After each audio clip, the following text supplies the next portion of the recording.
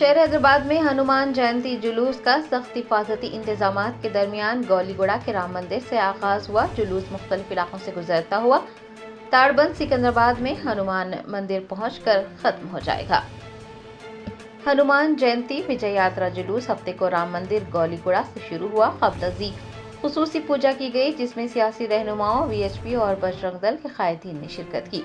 Police की जानिब से इस मौके पर सख्त इंतजामात किए गए हैं।